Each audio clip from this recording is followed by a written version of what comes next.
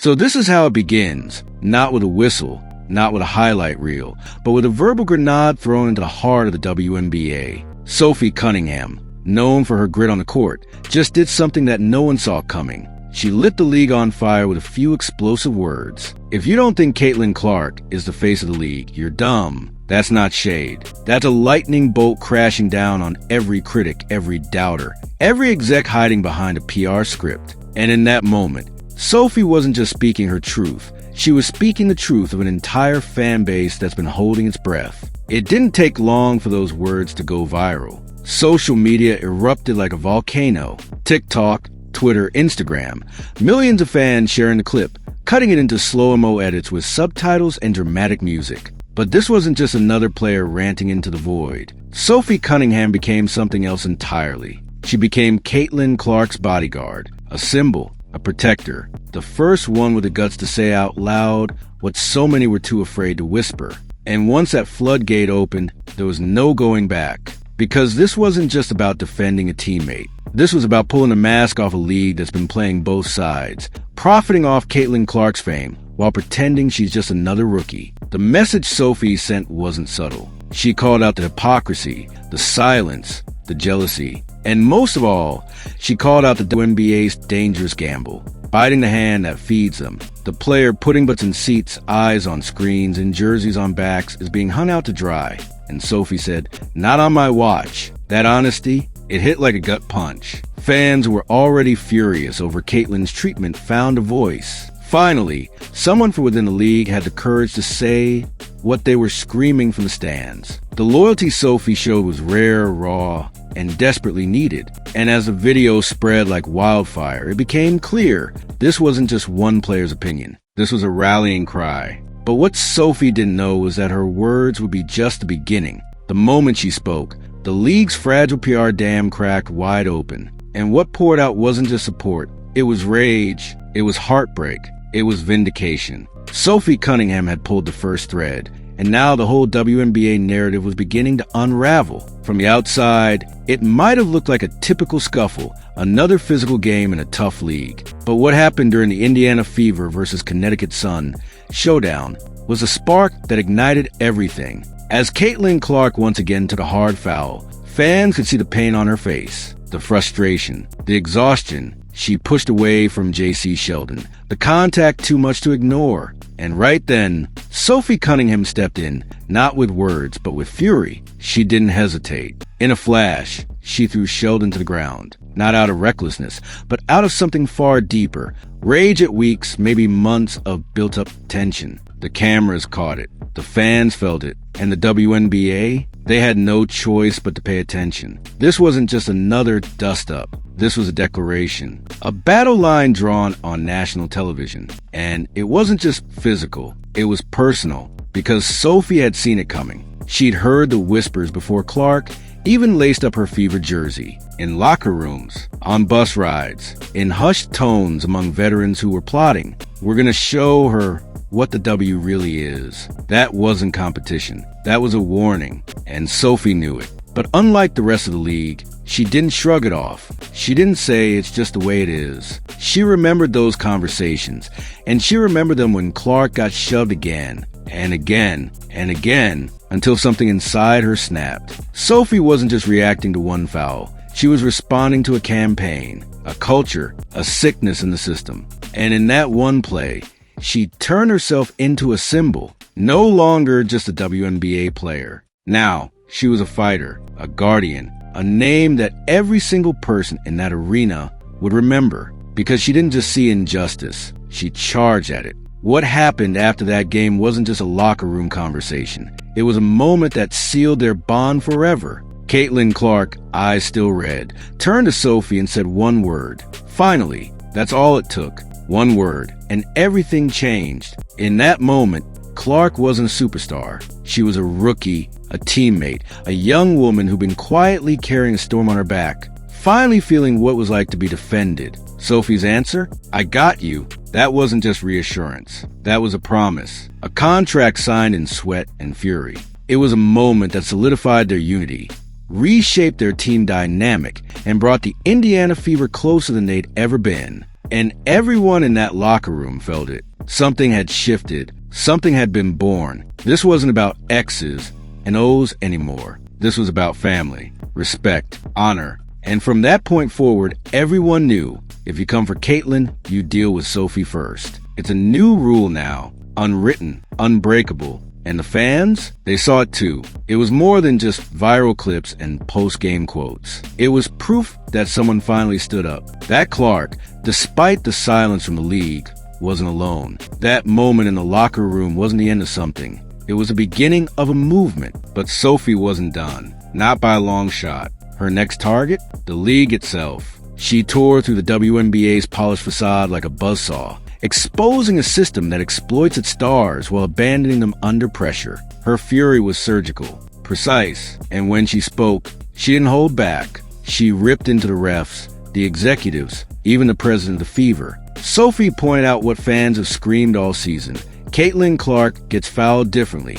Opponents hit her late, grab her jersey, shove her on screens, and the refs? They look away, again and again, like clockwork. Sophie said it plain. If that were me, I'd be booted out. But for Caitlyn, no whistle, no protection, no justice. And when she was fined $900 for her actions, Sophie laughed. Our fines are a joke, she said. Because to her, standing up for Clark wasn't a liability. It was a duty. No amount of league politics could silence her. Not anymore. Because here's the reality. The WNBA is on a knife's edge. It's enjoying more attention than ever. More fans, more headlines, more dollars. But it's all built on the back of one player.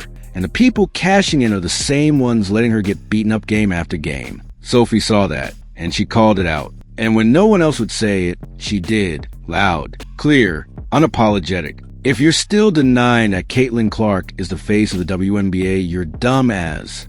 That wasn't an insult. That was a truth bomb. But this wasn't just about referees and fines. Sophie took it a step further. She exposed the ugly undercurrent rippling through the league, the jealousy, the resentment, the cold stares from veteran players, the sarcastic digs in interviews, the clout-chasing jabs wrapped in fake compliments. Sophie called it what it was: petty, toxic, and self-destructive. She didn't name names. She didn't have to.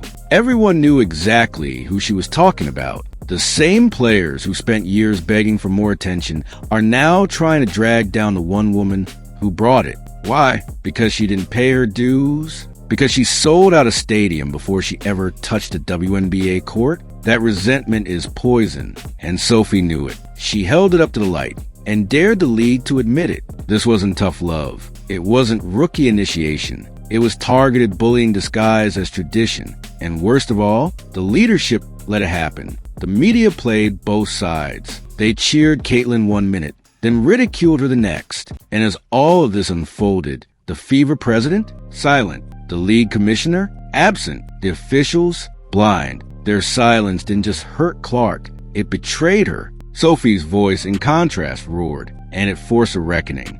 Fans rallied. Players began liking tweets, sharing posts, slowly waking up to the realization that this wasn't just about Clark. It was about all of them. If the league could do this to their brightest star, what chance did anyone else have? And then it happened. The world took notice. Media that once sidestepped the issue now ran stories about Clark's treatment. Sports shows debated Sophie's comments. Commentators who once dismissed the controversy were now forced to confront it. Sophie hadn't just offended a teammate. She had changed the narrative. Overnight, her social media exploded. From 200,000 to over 1 million followers in less than 2 days. The internet crowned an enforcer, the bodyguard, the WNBA's new anti-hero. Fan edits flooded the timeline. Slow motion footage of the Sheldon takedown.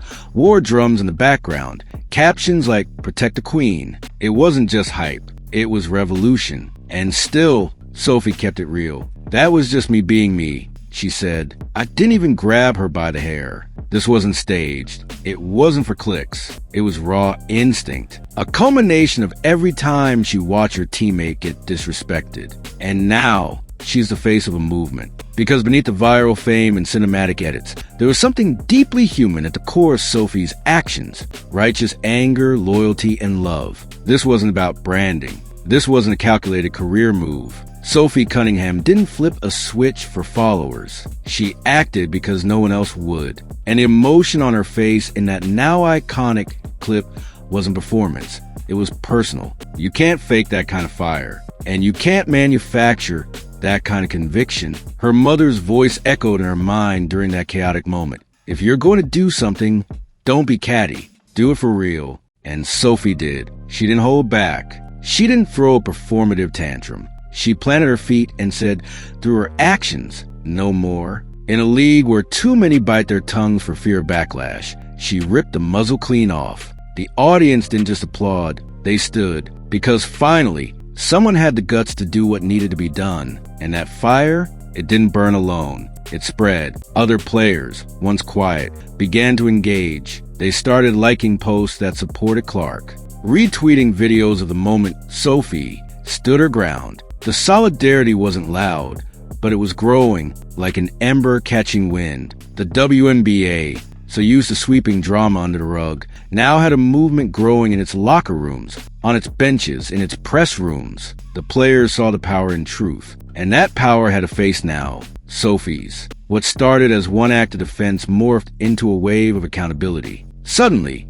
commentators who once dismissed the Caitlyn narrative as overblown were rethinking their stance. Analysts who danced around the targeting topic now had to address it head-on. Even opposing coaches began to speak more cautiously in post-game interviews. Sophie's stand didn't just echo across social media. It reverberated through the structure of the league itself. And still, through it all, Sophie never once asked for credit. No press tours, no media manipulation, just raw truth offered in full transparency. I'm just being myself, she repeated. And that might be the most powerful part of all. In a world where image is everything, Sophie Cunningham proved that authenticity, unfiltered, passionate, even messy, can move mountains. But the hypocrisy wasn't done revealing itself. As Sophie's star rose, as millions began to echo her words, the silence from the top grew louder. The Fever president had gone radio silent. Her Twitter account deactivated amid mounting backlash. The league's PR machine churned out vague, sanitized statements about players' safety and competitive integrity,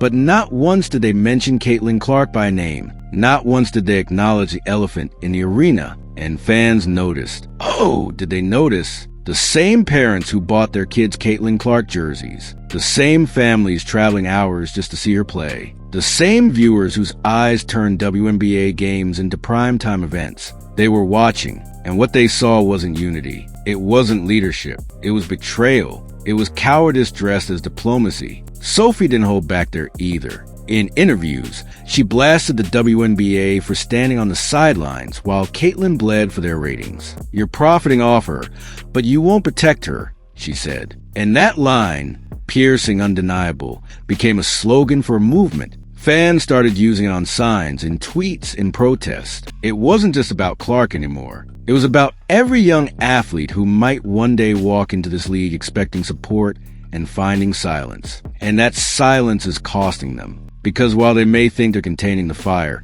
the truth is it's already engulfed the building. The new audience that Clark brought in, they're not WNBA lifers. They're not going to stick around for a product that eats its own. Sophie warned them. If you don't protect her, you're pushing away the very people saving your league. And the worst part? She's right. If Clark walks away, she's not going alone. She's taking the future with her. The hypocrisy gets even uglier when you look at the numbers. The league loves to brag about ratings, how Clark's debut broke viewership records, how her presence sells out arenas in hours. But behind closed doors, there are execs still questioning if she deserves the spotlight, still whispering about earning it the right way. Sophie heard those whispers, too, and she lit them on fire. She called it out for what it is, jealousy, insecure veterans threatened by a rookie who did in 1 year what they couldn't do in 10. A league that's afraid to admit it was saved by someone they didn't expect. And players too bitter to celebrate progress because they didn't get there first. Sophie said it plainly.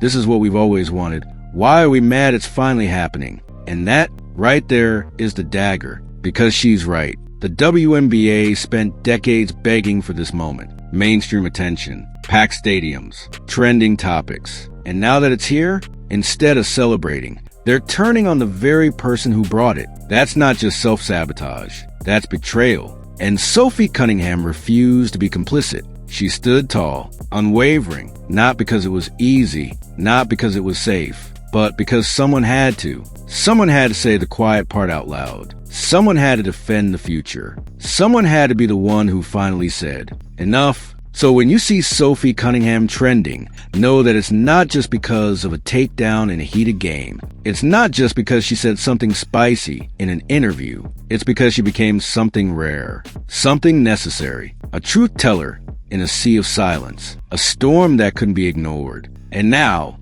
the ball is in the league's court. Do they silence her, or do they listen? Do they protect the stars they profit from? Or do they keep pretending this house of cards won't collapse? Because Sophie drew a line in the hardwood, and if the WNBA doesn't learn from it, it may never recover. Because this was never just about one foul, or one player, or one quote. This was about an entire system finally being exposed for what it is. Sophie Cunningham didn't just stand up for Caitlin Clark. She cracked open the truth. And now the whole world is watching what the WNBA does next. Because here's the truth. Caitlin Clark changed the league. But Sophie Cunningham, she made sure the league couldn't pretend otherwise. She shattered the illusion, ripped the blindfold off the WNBA's leadership, and forced every single person watching to pick a side. You're either with progress or you're standing in the way. And thanks to Sophie Cunningham, that line is no longer blurry. It's a fire-lit boundary etched into the hardwood. Step across it and you'll find out real quick. Caitlin Clark isn't alone anymore. She's got a bodyguard now, and she's not backing down.